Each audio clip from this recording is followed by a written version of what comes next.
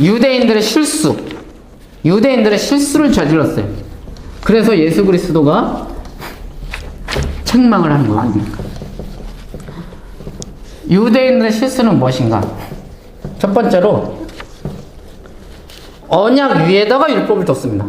하나님의 언약, 창조 언약이 있지 않습니까? 하나님이 인간을 만들고 생육하고 번성하고 땅에 충만하라 하면서 거기다 복을 주시고 하나님의 형상으로 만들었습니다. 온 땅을 성전으로 만드시고 하나님이 안식하셨다. 하나님이 온 우주의 왕으로 좌정하셨다. 이 소리죠. 하나님 말씀으로 창조하셨다. 하나님 온 열방을 하나님의 말씀으로 다스리신다. 그 말씀을 대행하는 자가 인간이다. 라고 하는 이런 하나님의 창조의 하나님의 뭘 잘해서 이렇게 만든 게 아니고 그냥 하나님의 사랑으로 만드신 겁니다. 비전을 가지고. 그리고 그것이 타락했고, 그것을 회복해 가기 위해서 율법이 있는데, 즉, 하나님의 은혜가 커다랗게 있고, 비전이. 그 안에 율법이라는 것이, 이거를 봉사하는 위치에 이렇게 있어야 되는데, 율법이 이렇게 있고, 여기 안에 율법에 따른 은혜, 하나님의 언약, 이런 것이 율법이 더 커졌어요. 하나님의 언약을 추구한 것이 아니라 하나님의 은혜, 하나님의 언약이 종말론적인 하나님의 언약, 창조론적인 하나님의 언약을 추구한 것이 아니라 하나님의 그 은혜를, 하나님이 만드시고 하나님의 비전을 추구한 것이 아니라 율법을 추구해버렸어요. 이스라엘이 하나님의 나라가 된 것이 하나님의 언약 때문이죠. 하나님의 언약 때문에 이 아브라함의 언약을 기억하시고 이스라엘을 구원해 주신 겁니다. 이스라엘이 뭐 잘나서도 아니고 이스라엘이 뭘 해서도 아니고 그냥 구원해 주시고 그 다음부터 이제 알려주신 거죠. 그리고 그 다음에 율법이 있는 거고, 이 언약, 하나님의 언약, 하나님의 비전, 하나님의 사랑, 하나님의 은혜 안에 율법이 있어야 되는데, 그래서 율법을 통해서 이것을 더 알아가고 이것을 더 풍성하게 더 아름답게 하나님의 율법이라는 거는 하나님의 사랑을 빛내게 해주는 더 아름답게 만들어주는 겁니다. 근데 율법이 더 커졌다니까요. 자, 이런 것들은 잘못된 겁니다. 하나님과 이스라엘의 관계는 절대 율법으로 맺어진 것이 아닙니다. 하나님과 이스라엘의 관계는 하나님의 언약으로, 은혜로 맺어진 거죠. 그리고 그 관계를 아름답게 해주는 것이 율법입니다. 근데 얘네들은 하나님의 언약을, 하나님의 아름다움을 더럽혔어요. 그러니까 하나님을 더럽게 만들었어요. 무슨 저런 하나님이 있어, 이렇게 세상에서 이렇게. 저 하나님은 되게 위선적인 하나님인가 봐, 쟤네들 믿는 신. 이렇게 만들어버렸어요. 그래서 하나님께서 견딜 수가 없었던 것입니다. 로마서 9장 31에서 32절 보면, 이스라엘은 의의 율법을 추구하였지만 그 율법에 이르지 못했습니다. 어찌하여 그렇게 되었습니까? 그들은 믿음에 근거하여 의에 이르려고 한 것이 아니라 행위에 근거하여 의에 이르려고 했기 때문이다. 그들은 걸림돌에 걸려 넘어진 것입니다. 믿음이라는 건 뭐냐면 하나님의 언약을 믿는 거예요. 정말 하나님께서 당신의 말씀을 세상을 창조했고 당신의 비전을 가지고 이 땅을 만들었고 하나님의 사랑이 하나님이다라는 그 믿음의 근거에서 율법을 지켜야 되는데, 자기가 율법을 지키는 행위의 근거에서 하나님을 믿는 겁니다. 믿음이 아니에요. 그러니까 하나님이 자기의 밑에 있는 거예요.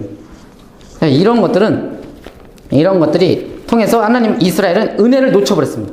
언약을 놓쳐버렸어요. 하나님의 비전을 놓쳐버렸습니다. 하나님의 언약이 먼저고 그 언약에 봉사하기 위해서 율법이 존재하건만 그들은 하나님의 언약, 하나님의 은혜보다 율법을 그 위에 둬버렸습니다. 율법이 잘못됐다는 게 아니라 율법을 대하는 그들의 태도가 잘못됐다는 겁니다. 하나님의 성품에 자기의 믿음을 두지 않았고, 하나님의 성품, 아까 말했지만 용서해 주기 때문에 우리가 율법을 지킬 수 있는 겁니다. 용서해 주기 때문에. 근데 율법을 지키기 때문에 하나님의 용서조차도 필요 없는 그런 사람이 되고 싶었던 거죠.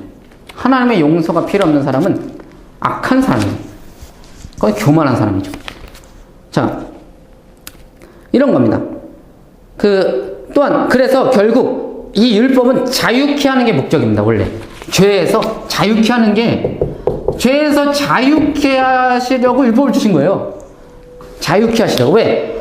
이 율법을 통해서 이제 이것이 우리의 내면화가 되고 습관화가 돼서 이것의 아름다움, 율법을 지킬 때 그런 풍요로움과 평화와 그걸 깨달아서 정말 그것을 좋아하게 만들어서 하나님 죄를 짓는 것이 싫어지게 만드는 그게 죄에서 자유로운 거 아닙니까? 이제 죄를 억지로 안 짓는 게 아니라 그것이 싫어지는 거죠. 그게 자유죠. 그거 죄에서 자유를 주시려고 했는데 얘네들은 율법을 그 하나님의 은혜와 언약보다 율법을 더 크게 봄으로써 결과적으로 율법을 얽매이는 걸로 만들어버렸습니다. 죄에서 자유를 주는 게 아니라 짐을 지어주는 것으로 변질시켜버렸어요. 그런데 하나님은 결코 그것을 원하지 않았습니다. 하나님은 출애굽기 16장의 32절 34절 보면 법궤나 성막이 없을 때에, 그러니까 언약 율법이 없을 때, 그 십계명이 정확하게 없을 때에 먼저 만나 항아리를 준비하라고 했어요. 만들어 놓으라고 했어요. 그것을 보라고 했어요. 그것을 간직하라고 했어요. 그건 뭐냐면은 만나 항아리는 하나님의 은혜를 설명하는 겁니다. 그들을 그대로 건져서 하나님의 보호하심, 인도하심, 하나님을 제대로 알지도 못하는 그들에게 그들을 보호하시고 인도하시니까 하나님의 은혜, 그것을 기억하는 걸 가장 먼저 만들었습니다. 이것은 우리가 꼭 기억해야 됩니다. 하나님은 당신의 은혜를 먼저 기억하시길 원하셨다는 거예요. 그래서 하나님의 로마서에 보면 하나님의 당신의 모든 자비하심으로 고린도전서인가? 당신의 모든 자비하심으로 권고하노니 하면서 이렇게 해라 저렇게 해라 이렇게 하나님 이제 바울이 가르칩니다. 그러니까 우리들이 하나님의 말씀을 지키는 근거는 하나님의 모든 자비하심입니다. 하나님의 자비하심이 우리의 하나님 말씀을 지키는 근거가 되는 거예요. 아까도 말했지만 그런 거죠. 그게 하나님의 속성입니다. 율법을 주셨다는 것은 이스라엘은 하나님의 언약 안에 있다는 거예요. 율법을 이스라엘에게 주셨다는 것은 하나님이 이스라엘을 사랑한다는 뜻입니다. 그거를 기억해야 됐어요. 그러나 그들은 그런 거를 놓쳐버렸고 결국 자기의 행위를 하나님 은혜가 아니라 자기의 행위에 매달리게 되면서 그렇게 돼버렸습니다. 즉 하나님의 비전, 하나님 언약의 공동체보다 개인주의로 이렇게 가버립니다. 그렇게 돼버렸습니다. 하나님의 언약, 하나님의 은혜, 하나님의 비전에 관심을 가졌어야 됐죠.